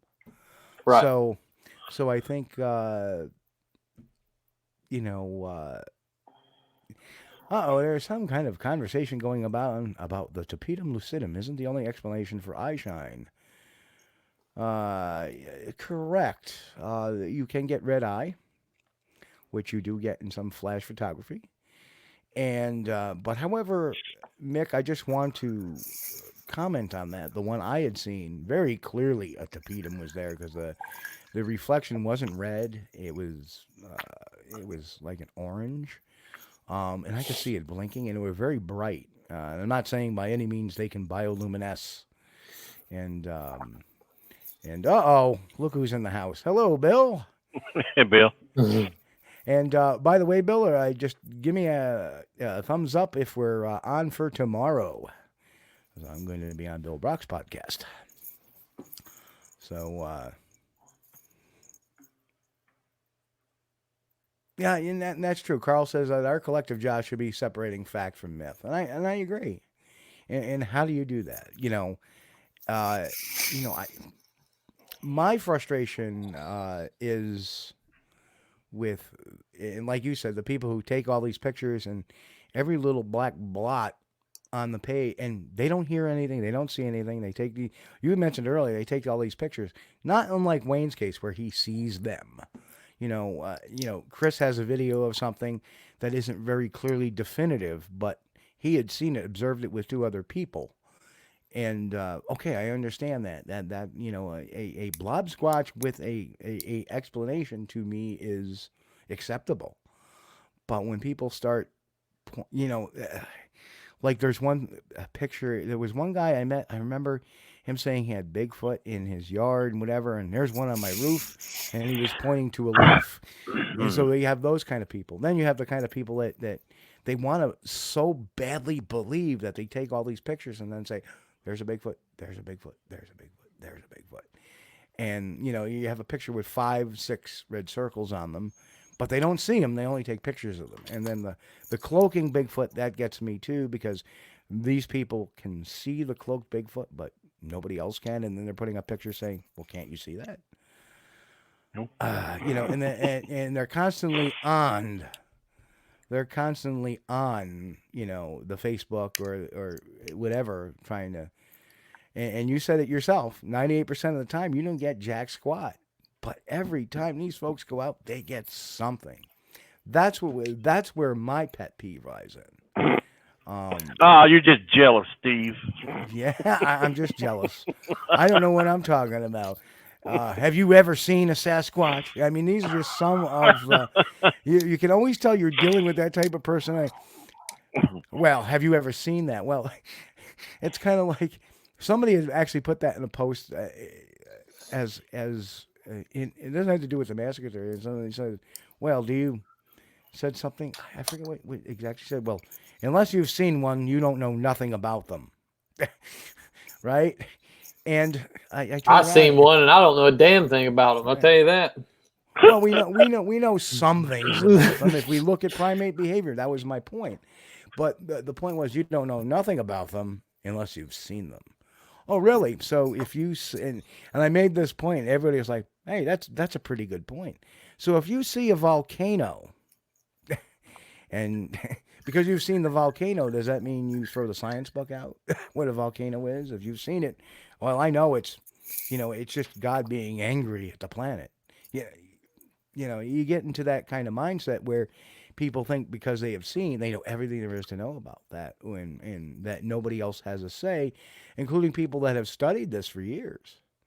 I would say, and I also put it in the respect of, well, that's like saying an investigator knows nothing about crime unless he commits one, or he actually witnesses it. That's not true.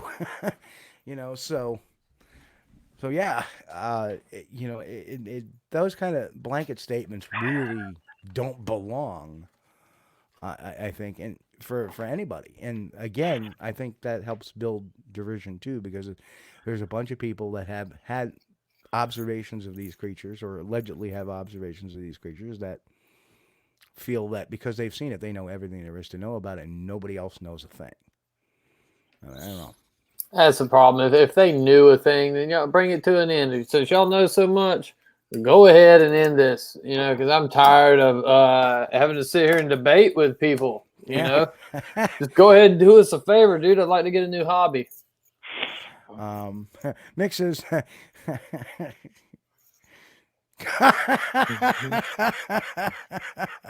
Yeah. Amen. And here's another one. Every circle squatch I've ever seen looks just like a red circle. You know, you have the people that look and they see the pictures and the circles and stuff, and it's I don't know. I don't get into it. I try to stay away from it, man. No, I don't. I myself don't really comment much on it. As far as if somebody posts it, I don't comment. I'm like, God, whatever. Well, I have noticed a certain style. These guys will go out in the woods and they'll see an area that they don't really see any creatures or anything in, but they'll take a picture of that area and they'll make a bunch of them. And then when they go home later, they'll look and review to see if they can find any creatures in the photo that they took where at the time they didn't see anything. And I don't really understand that, because I think you would really want to see it first and then take a picture, you know, and then maybe go home.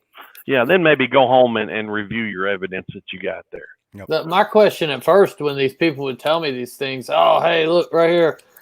Yeah, you see this? And I'm like, wow, how close is that to you? Because some of the pictures, especially like Scott Carpenter, some of them pictures look like there's something standing there. You know what I mean? Some of them look like their face. And I understand, you know, with a pareidoia or whatever, however you pronounce that. I'm not an educated man.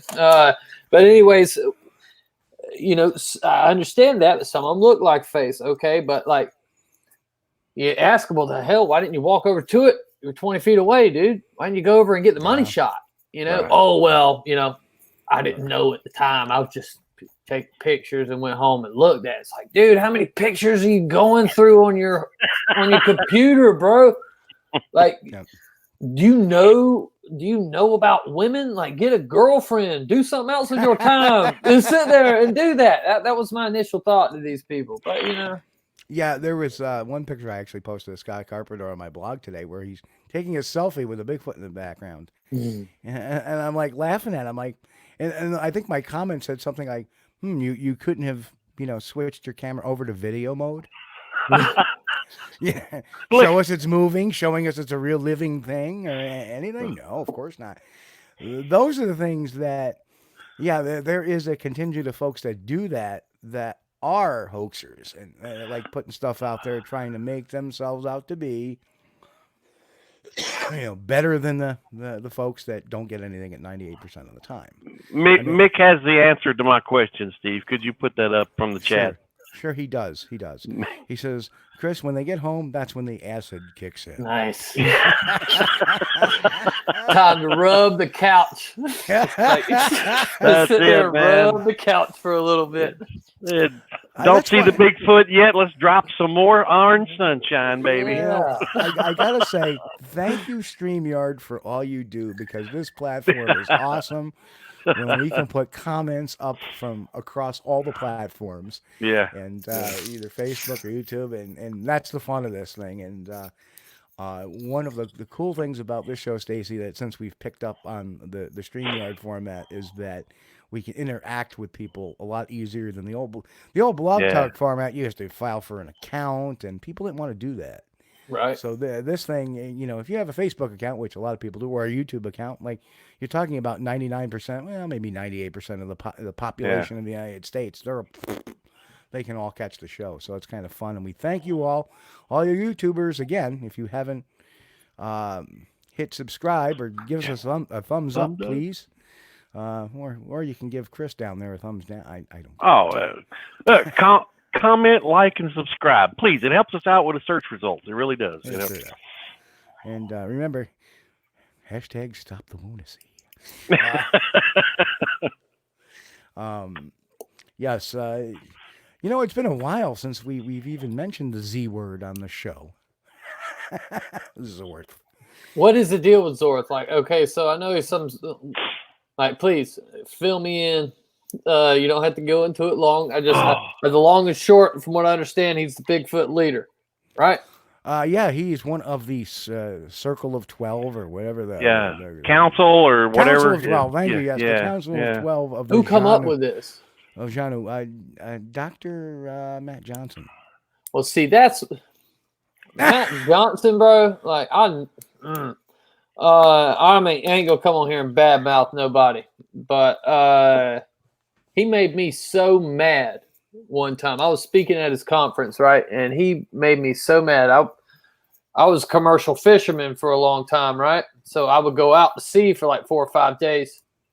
Well, we were coming in on Thursday. I was catching a flight out to speak at his conference, which I was paying for my ticket.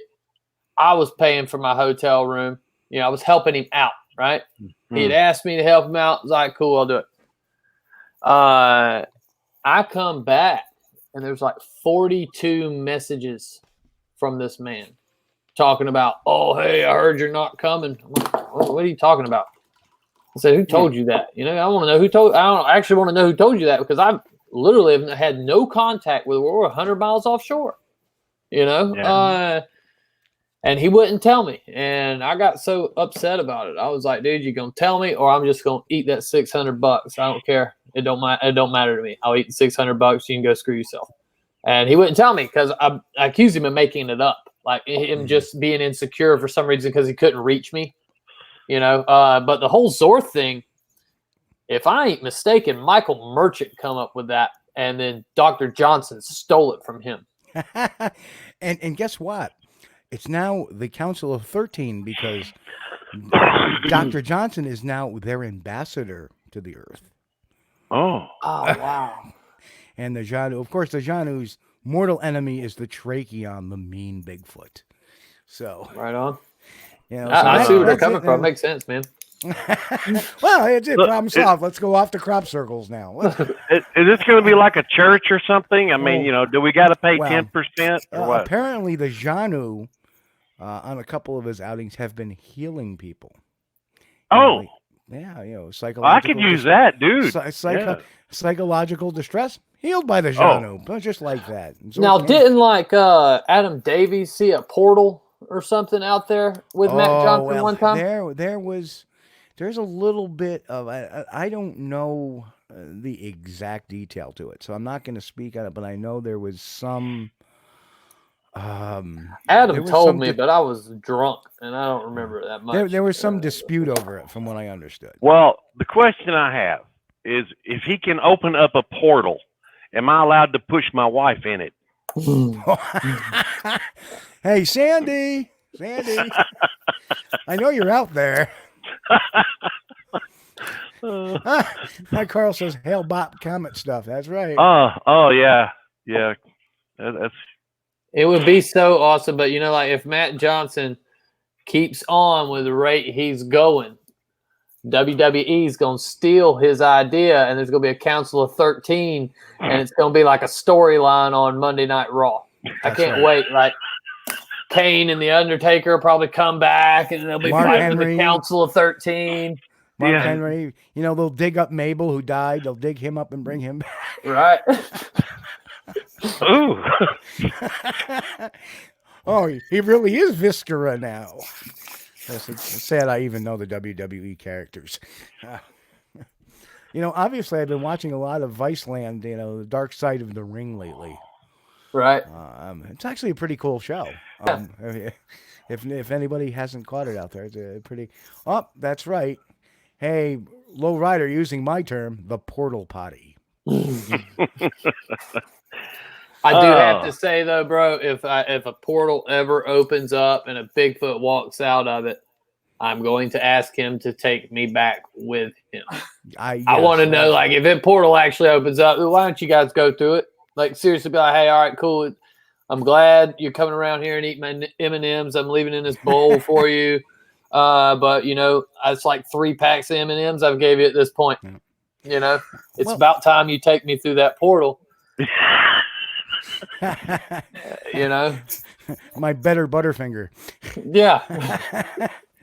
Well, here's a thing, is that this whole portal stuff, I don't recall hearing that any time before the 80s. I wasn't alive before the 80s, so I got that. I don't recall hearing any stories. Maybe even the 90s. This actually seems like a very late 90s, early 2000s stuff. I think it's newer than that, Steve. I think it's Is it because maybe social media is a thing now, and people can so open? And I've wondered about this. Is this why it's growing? Because obviously you have some people maybe with these beliefs, but some of these people who are just jumping on the bandwagon because it's something to do. I think that's part of it, but some people, like, you watch some of these people that jump onto these beliefs, they also believe in a lot of other really strange, they believe in every other conspiracy theory. Let me not put it as strange. Like the people that jump onto that bandwagon are likely to believe in chemtrails and, Big Brother and the whole 5G spreading coronavirus, those kind of things that really make me shake my head. I'm one of those people, bro. Like I'm going to be dead serious with you. Like if we wanted to talk conspiracy theory, there's research. I don't want to hear this Bigfoot crap anymore when I'm on the internet. I don't watch that, but I'll be watching the shit about the 5G, the flat Earth. The government has lied to me so much. Yeah. Well, that's their job. Yeah, well, I understand, but you can't expect me to believe you. I ain't never seen the Earth from space, and I don't think they have neither. So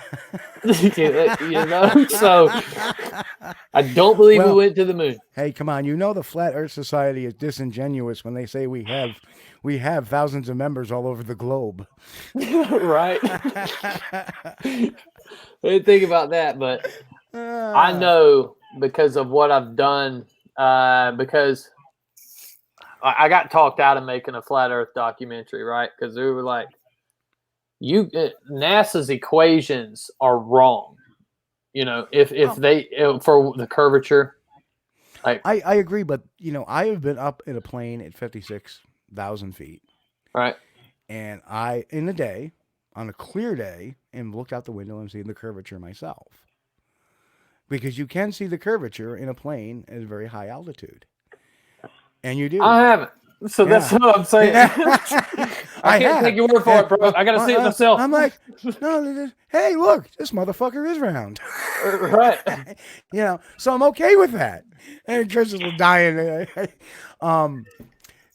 whole 5G thing, and this is the really, really funny, is I'm actually a licensed amateur radio operator. And I've known about RF for years. And RF stands for radio frequency. That's what in microwaves. We work in microwaves sometimes too. And people are saying, well, this 5G thing, it's terrible. I mean, look at we're by this tower, and if we can get burned if this thing transmits, if we get too close. Well, no shit. You can do that with a 100-watt radio tower too. Oh, yeah. RF throws out radiation, and it throws out electrical charge, and you can get burned. So to me, when people were all coming up with this whole 5G thing, I don't know how 5G can spread coronavirus. That's a little weird. I think what most of the people that I know were talking about was like the coronavirus being the symptoms. You know what I'm saying? Like that. And I don't know if like actually the 5G would affect you. Like I'm not smart enough to talk about that, but when we were in the Bridgewater Triangle, okay, there was a guy we interviewed, John something. He's like a Bruins announcer or something. But anyways, you probably know him, Steve. If I knew the guy's last name, I'm not. But anyways, he was saying about how the transmission lines that run right through the swamp there, and those the I guess the EMF or whatever they're putting off can make people hallucinate because high, and that's why the people were seeing the things in the Bridgewater Triangle. So like, is the 5G along the same lines as that? And if so, then why couldn't it make people sick if we're blasting this stuff so much? Because it's just a different frequency. But enough of it is bad, and like they're streaming so much of it. Yeah, but 4G is just it's the same. It's the increase is such a slight minimum. I mean, I don't know. I have two bands on my Wi-Fi here. I have a 2G Wi-Fi and a 5G Wi-Fi. And I actually just found out, a couple of weeks ago, we were having some streaming issues. That's because my wireless, all my computers are wireless, and they were on the 2G. So I upped it to the 5G, and all of a sudden this buffering problem has disappeared. Unfortunately, I can't get the pink elephant out of my living room. But aside from that, I haven't had no other side effects. But I truthfully, I don't. It says 5G vibrates DNA. I don't know. It's obviously. What if it does, bro? Well, if it does. Well, see, the thing is they've been piping 5G into arenas, right? For the last 2 years. Now, yeah. Did you see that? Did you see that thing at the Ravens game they did? No, that hologram that flew around the stadium. No, I didn't actually. Yeah, dude, that thing was pretty nuts, man. And I didn't realize that all the people in the stands could see it. I thought it was just something on television, and I was like, "Oh wow, y'all can actually see that." I wish I'd have been there for some stuff like that. Yeah, I mean, for those, I'm about to look that up. Yeah, I mean, I think the way I look at it is, there's people that say nothing happens, and there's people that say something happened. This big bad thing happens, and I think it falls somewhere in between. Right. I think that's the actual truth of it. Just like I think truth is always two extremes, which it's somewhere in the middle of that. And I think that really can explain a lot of things. like, and you'd probably appreciate this one. Like a bunch of years back, there was a certain bunch of people, and there was a bunch of pissed off people in Benghazi. And some said it was because it was of some YouTube video. And some people said it was because of jihad. And somewhere it was in the middle. Mm-hmm. But, that's the point. Is that people can say, yes, our government lies to us. All the time. That's their job. To make sure us minions don't get into a panic or a kerfuffle. But, there's certain conspiracy, like the 9/11 conspiracy. Whew. I mean, I'm a New Yorker. I've lived, through that. It was awful convenient. Another building fell down. What was it, Tower 7? I mean, the one that was full of all the documents. I know what the documents say, but I was also a firefighter. And when I saw that building come down on that building, and I saw the amount of heat coming off of the World Trade Center, which burned for weeks. So when you have metal that burns, your heat is extremely high. Oh, right. And that heat radiates. And much of, I think, Tower 1 fell on World Trade Center 7, which was the Marriott. And, the minute that fell on there, I go, that building's coming down too. Because when that building had that you got to understand the ground vibration of that those towers coming down, the heat, the stresses it was taking. It made perfect sense to me why that building came down, and that's what happens when the building just lets loose. It just goes. Look at Oklahoma City bombing. People think that the blast. Look at that chunk of the building. The blast didn't take the building out. The blast took the column out at the bottom and it came down. So when a building comes down with the vibrations and the heat now from all the burning, where's all that heat based at? It's at the base of World Trade Center 7.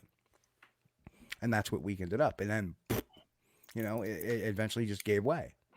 Makes perfect sense to me, but they all felt like it was a demolition.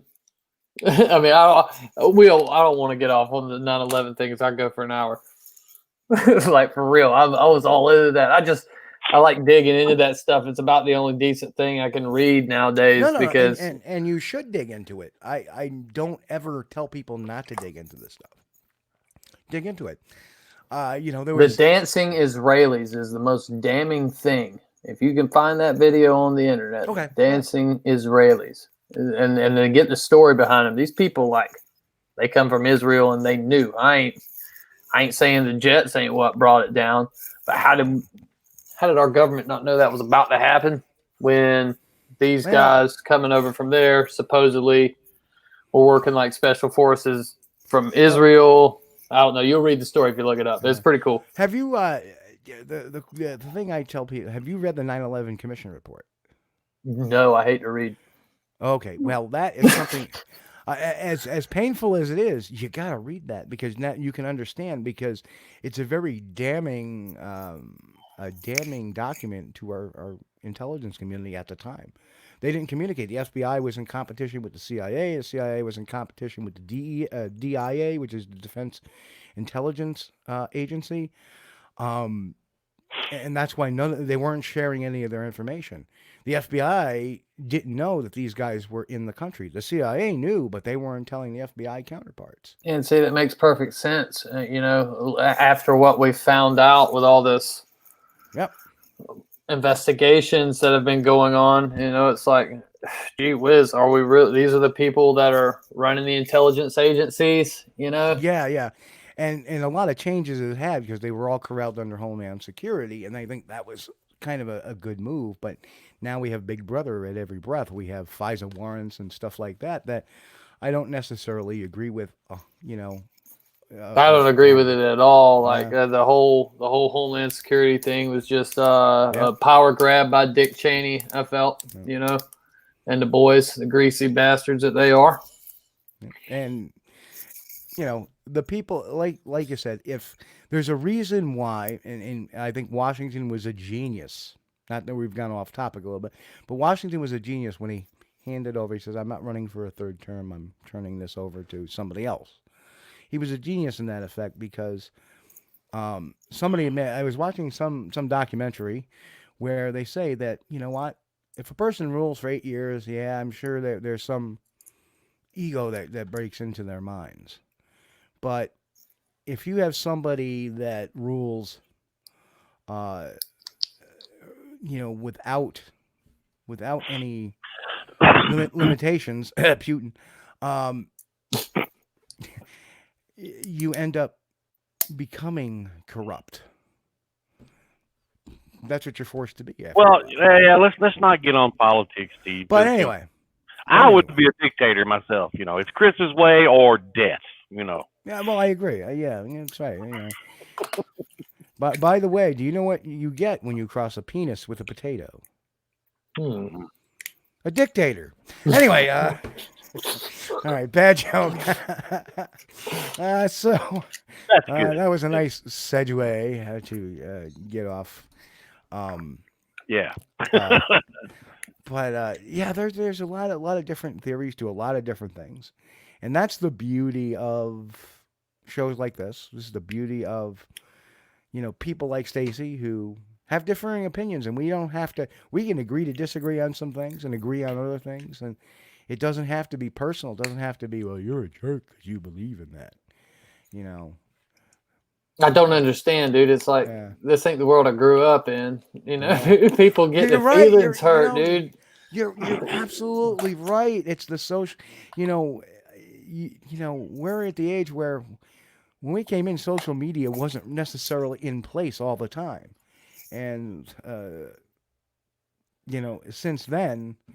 And Cryptoville says he'd rather hear about Zorth than politics, to be honest. And I agree. I'd rather. That's just how the. I'm waiting for the Zorth and the Council of 13's swimsuit calendar to come out.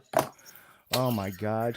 Can you imagine the Brazilian waxes on them Bigfoots? Oh my gosh! It's like watching zit videos on the internet. You just want to watch them wax Bigfoot.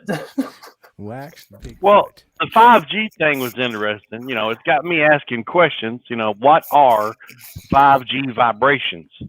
And how come my wife always wants a new cell phone? That's right. And if a Sasquatch gets a penile implant, what effect does it have on the direct population of the Sasquatch? Anyway, Chris is shaking his head. He says, "Oh God, what the hell's going to come out of Coles' mouth now?" So, but that's the fun thing about being on a podcast. We're a little crazy. Sometimes. I'm going to grab a drink out of the refrigerator. I'm not going anywhere. Oh yeah, Bennett. Yeah, Bennett. Watch this. Two can play that game. Okay, I'm back. Yeah, me too. I had to grab a ski. We're not sponsored by you guys, but hey, wouldn't mind. What is ski? Oh. What is that? Is that like a Yankee beer? It's a Kentucky beverage. Oh, okay. It's a citrus drink. It's kind of like Mountain Dew with somebody slaps you in the face. It's got a kick. I mean, wow. Wow. But it's basically just like lemon and orange. Yeah, I got you. Yeah, it's like that. Lemon and orange. My camera's not that good. Never heard of it. Okay. It's so funny to go to other places because they got weird drinks that are like locally or regionally, that we don't get down here in the South. But we got boiled peanuts. I'm good with that. Oh yeah, baby. Boiled peanuts, especially the Cajun ones. Love them boiled peanuts. I miss those. Hey, hang on. Time for a word from our sponsor. So hang on for a word from our sponsor. You're going to enjoy this, Stacy. I guarantee.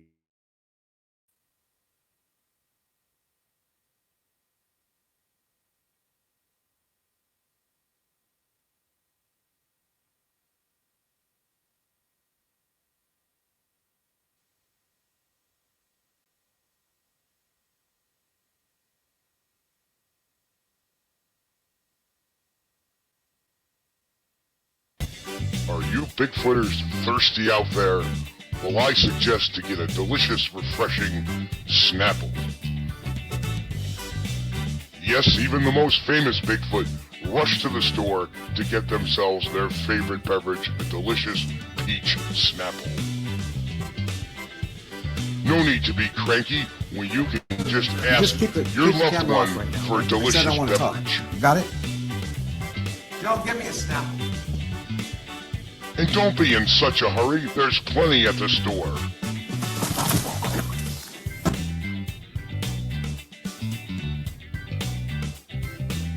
Get me a Diet Peach Snapple. Try delicious peach Snapple. Joe, give me a Snapple.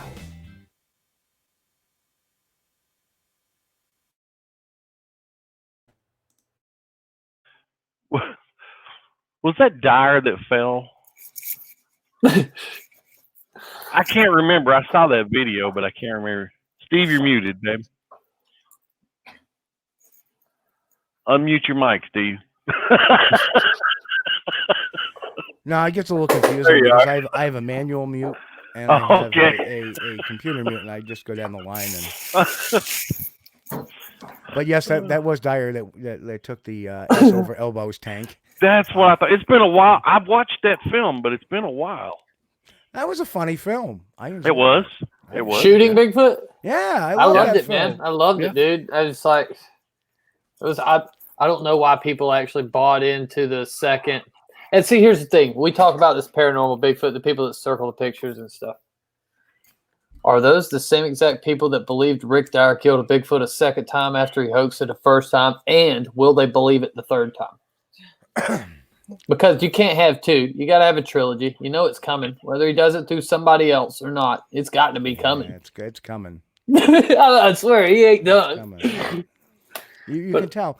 Well, he was planning something for last September, and that kind of fell through. It must have been. And now I know coronavirus has got him down. So he's got his mind running, I'm sure, because now he's just in his house thinking. Now he's bored. Yeah. So yes, Aldo, Stacy is from Florida. And, well, folks, we're at the end of the show, believe it or not. 2 hours flies when you're having fun. But, Stacy, brother, thanks for coming on, man. It's been a blast. Yeah, bud. Hey, I just want to shout out. I got a new film coming out that's going to keep lives in a few weeks. It'll be on Amazon. All y'all check it out. Awesome. Good deal. We will check it out. One question is it Sheely free? It is. It is Sheely free. Well, that's a good thing. He like demands some ungodly amount to be on camera. I was like, whoa, all right, I knew you thought you were that, but okay. Yeah, he can kind of tell he thinks he's that. Yeah. All right, folks, we'll catch you all next week here, Sunday night, 9 p.m. Eastern. Again, everybody, on behalf of us here at Squatch-D TV, keep healthy, keep safe, have a great week. And, of course, most of all, God bless, and keep on squatching. Catch you all here next week, crew.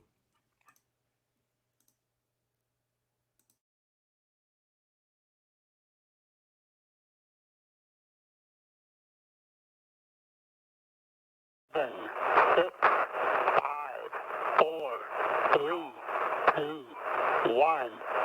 Ignition.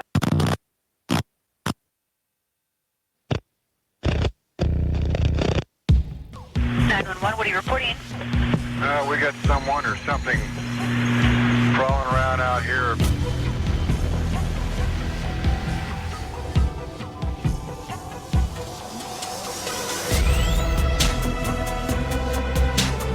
All I can remember is flipping the light on, and I see this creature, and I knew in my heart, I knew in my mind, the whole mind, this isn't a man. Went to look forward, and there was a big black thing, is all I can call it, that was in midair going across the road in front of me. And then this thing walks across the road, takes a turn towards us, and then leaps over a guardrail. And the whole time, the whole thing was shadowing us, right behind us, right outside of us. You could kind of see the thing moving through the woods. There are thousands of perfect people whose word would be good on any other subject who describe getting a good look at an enormous hair-covered upright animal. And that is a fact.